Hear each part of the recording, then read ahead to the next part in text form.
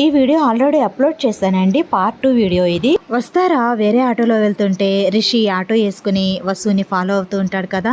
అలా స్కూల్ దగ్గరికి వెళ్తాడు కదా.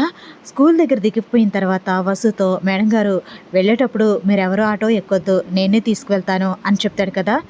సరే సార్, కానీ మీకు నేను పార్టీ ఇవ్వాలి అనుకుంటున్నాను అని అంటుంది వస్తారా.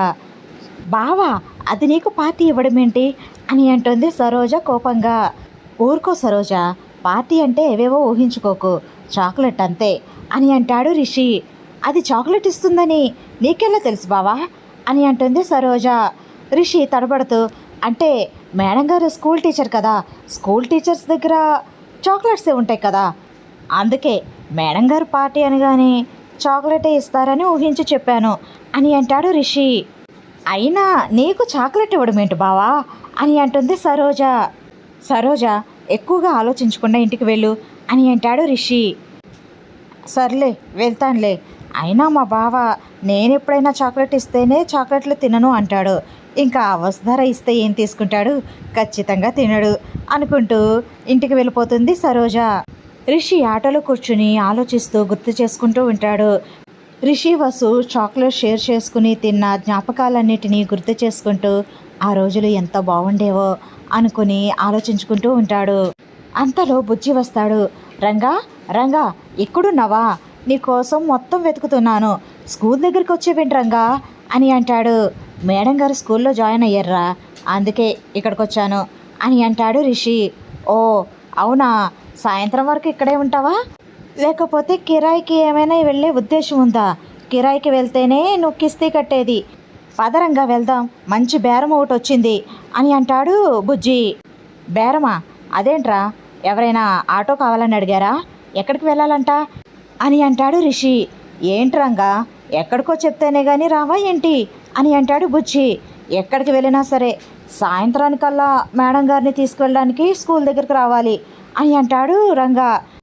కంగారు పడక రంగా, సాయంత్రానికల్లా వచ్చేస్తాంలే, పద వెళ్దాం, మనం వెళ్ళకపోతే వేరే వాళ్ళకి వెళ్ళిపోతుంది అవకాశం, పదరంగా అని అంటాడు బుజ్జి.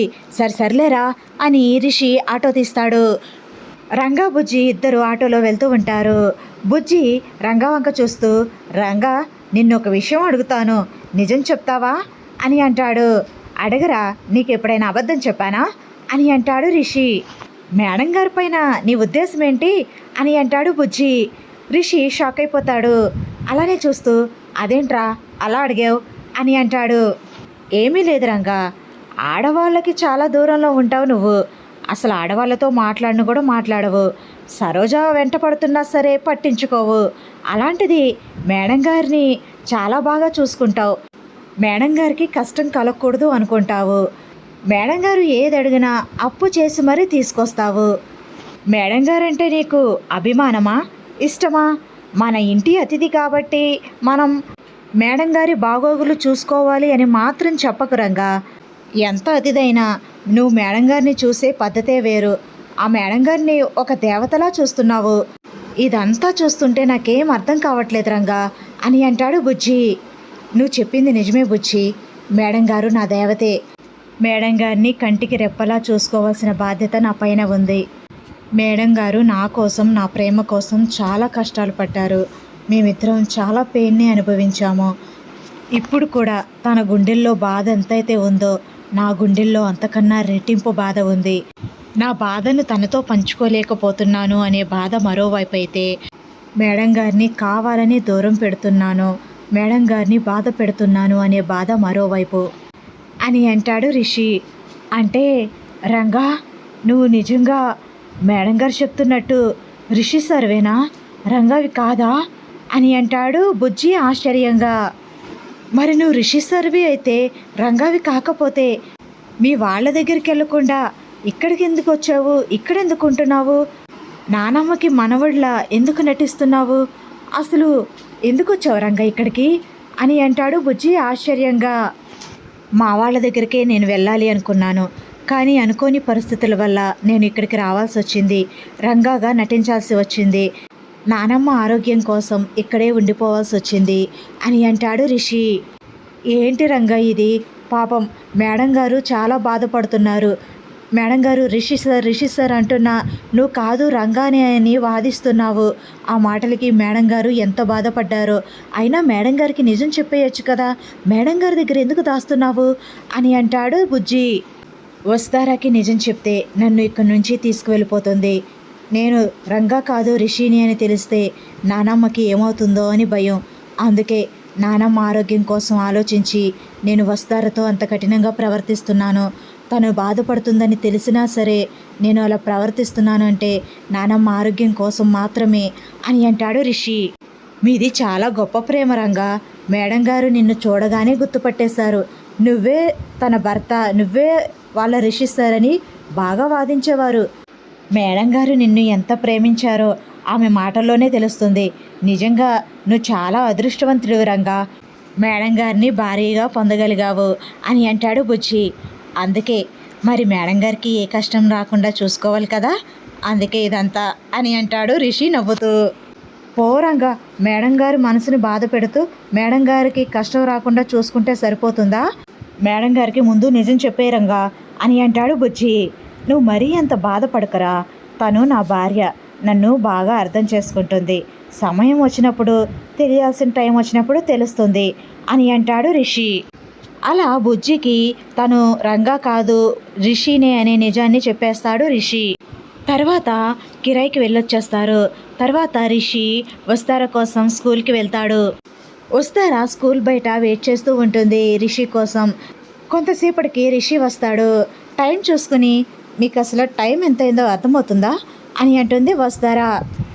రిషి టైం చూసుకుని, మేడం గారు కిరాయి వస్తే కిరాయికి వెళ్ళాను, అందుకే కొంచెం లేట్ అయింది, సారీ మేడం గారు అని అంటాడు. నాకు సారీ వద్దు అని అంటుంది వస్తారా. అంటూ వస్తారా వంక చూస్తాడు రిషి. అవును, నాకు సారీ వద్దు, సారీ బదులు ఇంకోటి కావాలి అని అంటుంది వస్తారా. ఇంకోటా? ఏంటి మేడం గారు అది అని అంటాడు రిషి. మీరు కాదనకూడదు అని అంటుంది వస్తారా. ఏదో పెద్ద ఫిట్టింగే పెట్టేటట్టున్నారే అని అంటాడు రిషి. పెద్దదేం కాదు, చిన్నదే, చిన్న రిక్వెస్ట్ అంతే అని అంటుంది వస్తారా. అవునా, ఏంటది అని అంటాడు రిషి. నన్ను రెస్టారెంట్కి తీసుకువెళ్ళరా అని అంటుంది వస్తారా. రెస్టారెంటా? అన్ని డబ్బులు లేవు ఇప్పుడు అని అంటాడు రిషి తడబడుతూ. నేను రెస్టారెంట్కి మాత్రమే తీసుకువెళ్ళమన్నాను, డబ్బులేం అడగట్లేదు కదా అని అంటుంది వస్తారా. అక్కడికి వెళ్ళిన తర్వాత ఊరికే ఏమైనా మీకు ఇస్తారా?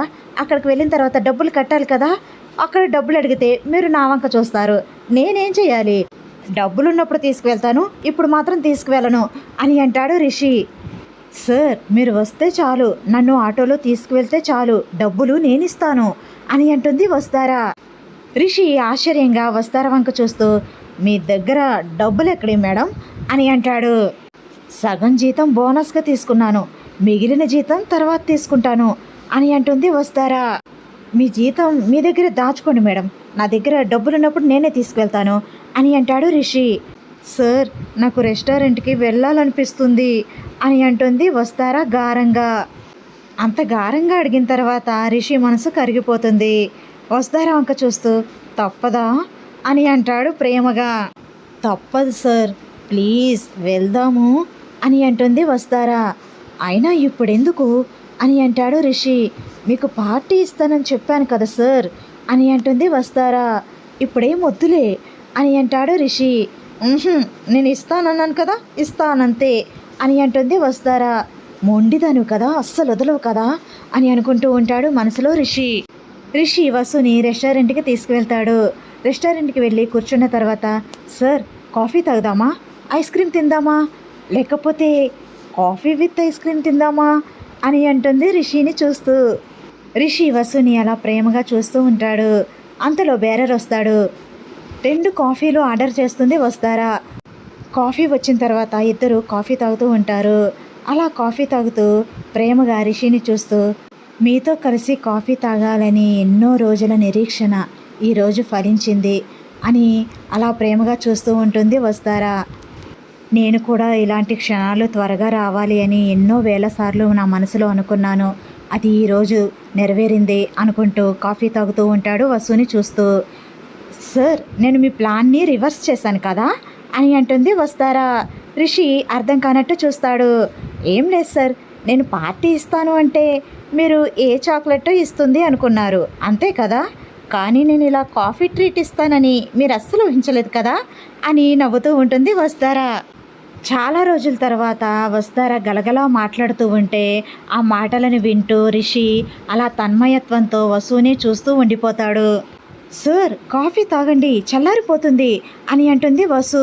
రిషి తేరుకొని హా తాగుతున్నాను అని ఇంకా కాఫీ తాగుతూ ఉంటాడు. వసు మాటలకి రిషి మనసు తేలిక పడుతుంది.